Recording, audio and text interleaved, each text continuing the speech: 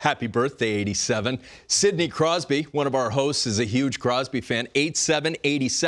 What's the ideal gift for the captain of a team that missed the playoffs last year for the first time since Sid was a rookie? How much does having Karlsson help this team get back into the flow and hopefully back into the dance?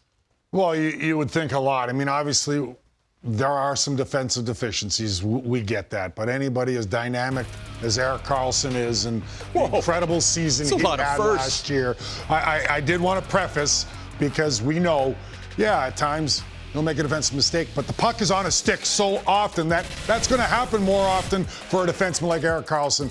But what he brings from an offensive standpoint, you heard Kyle Dubas talk about we need to transport the puck out of our zone a little quicker. He's certainly going to do that, and he's going to join the attack, and he's going to be in the right area to either make a big play, score a big goal consistently.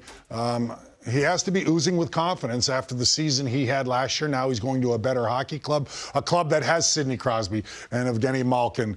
I know Jake Gensel, that's a big blow. He'll be out for some time. But having said that, they finished 16th in the National Hockey League last year in goals for. You would expect with Erik Karlsson on the back end, that could very well climb up the ladder, and they maybe have a little more punch now offensively. They were banged up last year as well. We say that about a lot of teams. Their goaltending wasn't great or consistent enough.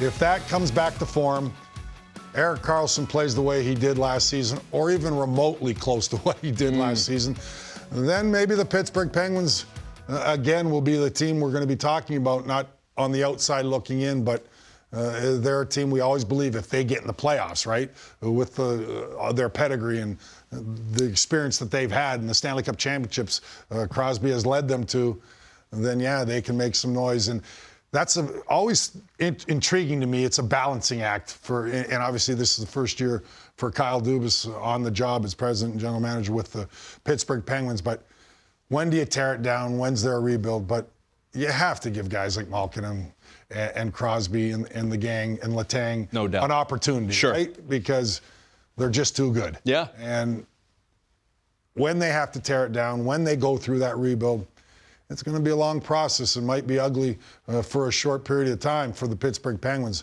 But right now, I'm of the belief that they went out and got Karlsson because they believe they still got an opportunity, and why not?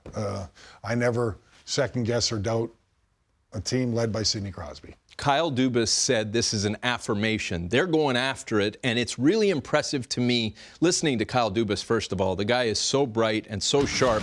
Looking at what Karlsson produced last year jumps off this screen. It seems to me, my name is not on the cup 3 times like yours, but it seems to me if you have Hall of Famers passing the puck around the ice, that gives you a really good chance to be good. And this guy we know is going to be a Hall of Famer with 3 Norris trophies to his credit. That bottom line, 82 and 101, you see the contract there. And for the Sharks, the fact that they didn't end up retaining a ton. His cap hit is the highest among NHL defensemen. And you see right there, the Sharks retained 13% of his salary. Karlsson at this stage, because a few years ago we were hearing he had half an ankle bone. I'd like to have half an ankle bone and be this good at my job the way he's that good at his job. What do you see from him, his game adjusting? You mentioned him playing with the Sharks. How does his game become more malleable with Pittsburgh? Well, I think you have to find that balance, right? Obviously, with San Jose, I talked about him being the first, second, and third option. No doubt. For the most part on the power play, 5-on-5. He was that dominant and kind of carried the load in San Jose, even though we talked about them not having a very good year. But it certainly wasn't because of Erik Karlsson. He gave them a chance every night pretty well to win with the production that he had offensively. So now it's, you got Malkin, you got Crosby, you've got Rust, you've got Chris Letang. So it's kind of fitting in as far as chemistry and when to hang on to the puck, when to shoot, when to distribute it to the other star players on their team. And I think that might take a little time to get acclimated a little bit, because Erik Karlsson kind of had to do everything in San Jose, and he did that. Yes, and he's capable of that. Yes, obviously, he showed it last season on his way to winning the Norris Trophy. But now, again, all that pressure's not just on his shoulders. Just go play, have fun, relax. Maybe he can be a little more risk-free as far as playing more responsibly defensively than he did in San Jose at times, I'm saying, and that's not a knock against Erik Karlsson because it was a remarkable year, but he had to do everything in San Jose. He doesn't have to do that with the Pittsburgh Penguins because he's got a lot of help around him, whether it's up front, whether it's on the back end with the Letang and the likes. And they add Ryan Graves for that defensive stability as well. So they've made their defense better, certainly the Pittsburgh Penguins.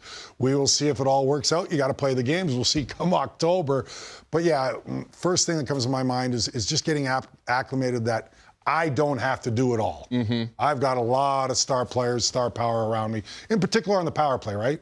Where there's a lot of options now, a ton of options for the Pittsburgh Penguins.